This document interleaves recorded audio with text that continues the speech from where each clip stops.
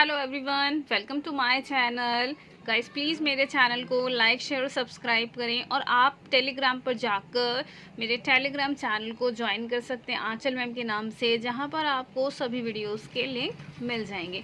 So start करते हैं इस वीडियो को, जहां पर हम पढ़ने वाले हैं क्लास 9th मैथ्स एनसीईआरटी से chapter number 8 quadrilateral theorem number 8.10। इस थ्योरम को हम converse of mid point theorem भी बोलते हैं। मैं राइट कर देती हूँ, converse of mid point theorem. So इसको हम converse of mid point theorem भी बोलते हैं। सो इस वीडियो का स्टेटमेंट देखते हैं। देखिए, the line drawn through the mid point of one side of a triangle parallel to another side bisect the third side. So इस वीडियो में हमसे क्या बोला जा रहा है, यहाँ पर हमसे बोला जा रहा है कि हमारे पास एक ट्राइंगल है ABC। ट्राइंगल में हमें एक साइड का मिड पॉइंट यहाँ पे गिवन है और यहाँ से जो लाइन जा रही है वो हमारी नेक्स्ट लाइन को किसी भी एक पॉइंट पर मीट कर रही है और ये वाली जो लाइन है ये हमारी थर्ड साइड के पैरेलल है।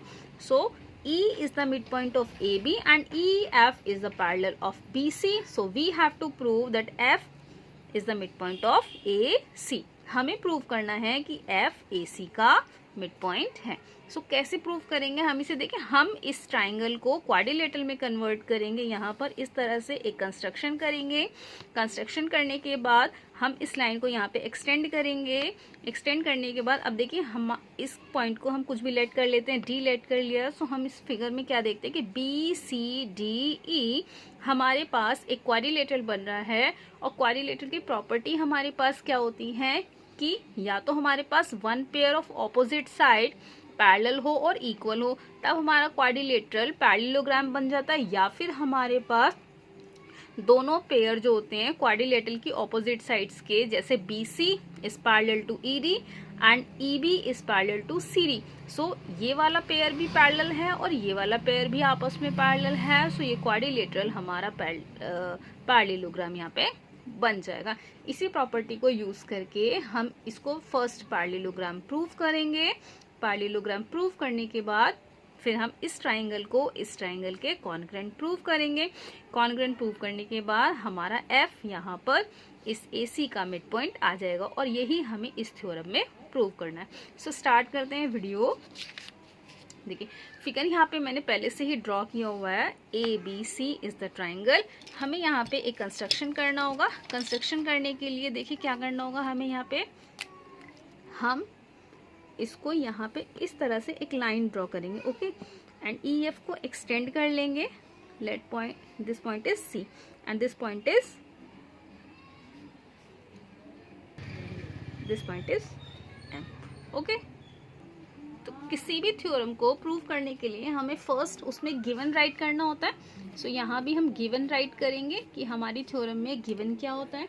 सो गिवन है triangle ABC where E is the midpoint of AB.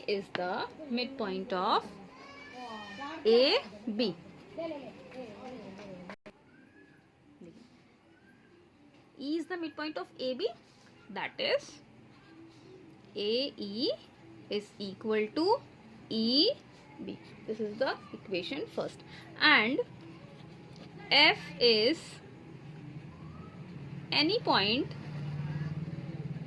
कोई भी एक पॉइंट है, F is any point on AC, okay. AC पे F कोई भी पॉइंट है and EF is parallel to BC. EF BC के पैरेलल है, ओके। टू प्रूव, हमें यहाँ पे प्रूव क्या करना है, to prove that F is the midpoint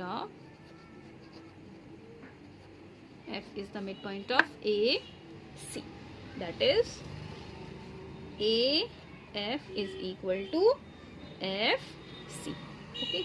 ये नेक्स्ट है कंस्ट्रक्शन राइट करेंगे हम यहाँ पे। कंस्ट्रक्शन है थ्रू C, जैसे हमने मिड पॉइंट थ्योरम में करा था ना कंस्ट्रक्शन, सेम वैसे ही है। थ्रू C ड्रॉ, सी से हमने एक लाइन ड्रॉ करी, through C draw a line, draw a line C D is parallel to CD is parallel to AB. Extend EF and EF meet CM at point D. Okay, so this is the construction. Now start proof. Proof देखते हैं हमें क्या करना होगा इसमें। देखिए proof में क्या करना है, देखिए इन क्वाड्रिलेटरल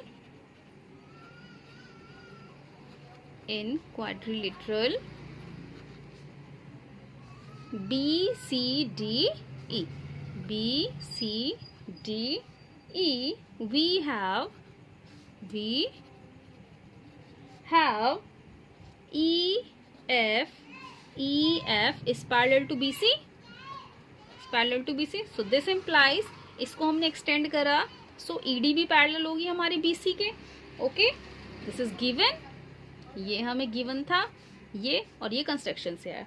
नेक्स्ट है हमारे पास बी ई, या फिर हम लिख सकते हैं देखिए A B is parallel to C M, so this implies B E is parallel to C D by construction. क्योंकि जब हमारे पास कोई भी लाइन हमारी पैरेलल होते हैं तो उनके पार्ट्स भी आपस में पैरेलल होते हैं, parts also parallel to the whole. Okay, ठीक है, यहाँ तक हो गया। अब हम यहाँ पे लिखते हैं, देखिए by the theorem, by the quadrilateral property, by the quadrilateral property, if both pair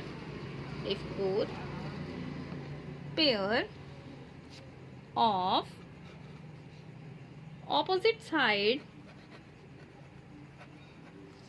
of a quadrilateral, if both pair of opposite sides of a quadrilateral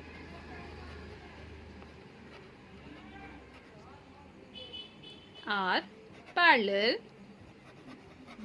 then the quadrilateral is a parallelogram. Okay, so यहाँ पे हमारा BCDE is a parallelogram prove हो गया। Okay, यहाँ पे prove हो गया। अब देखिए BCDE,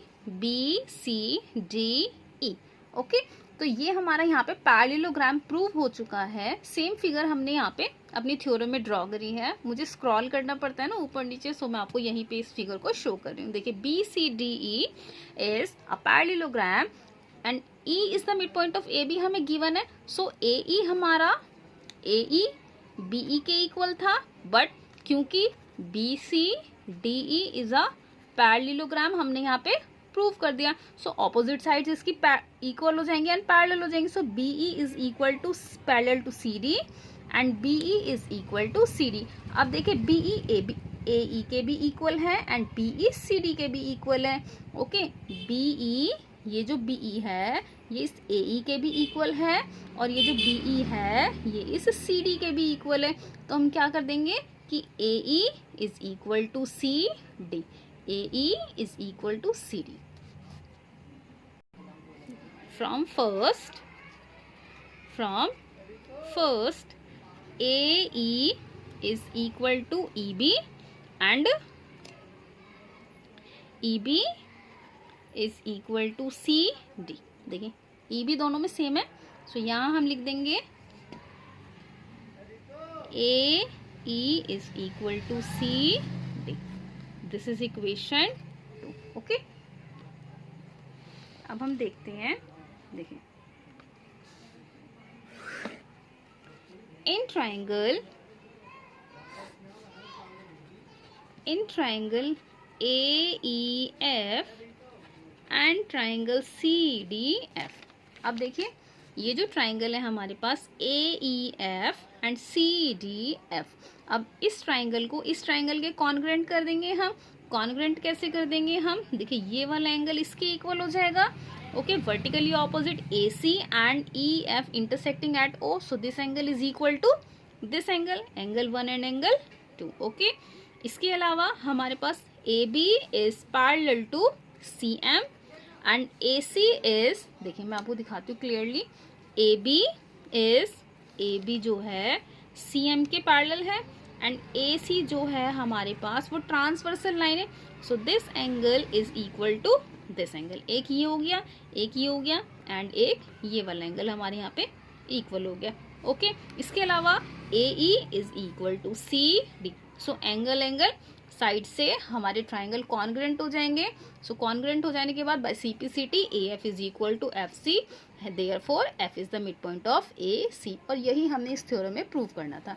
अब हम यहाँ पे देखते हैं, देखें क्वेश्चन में in triangle AEF and triangle CFD, तो angle 1 is equal to angle 2।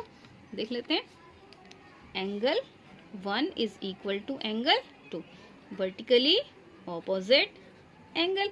Next आता है हमारे पास, देखिए ये वाला एंगल इस वाले एंगल के इक्वल हो जाएगा क्योंकि AB is parallel to CM and AC is the transversal, so angle 3 equals to 4, vertically opposite angle, sorry alternate interior angles. ठीक है, angle 3 is equal to angle 4। Okay, reason यहाँ पे मेंशन करेंगे, AB is parallel to CM and AC is transversal, so alternate interior angle। Next होता है हमारे पास AE is equal to CD by equation 2, so this implies triangle AEF is congruent to triangle CDF, so by CPCT AF is equal to FC। okay, AF equals to FC, so hence F is the midpoint, F is the midpoint of AC। I hope कि ये video आपको समझ में आई होगी, और अगर फिर भी आपको कोई डाउट है सो प्लीज़ मुझे कमेंट बॉक्स में कमेंट करें, और इस वीडियो में हमें यही प्रूव करना था। Thank you.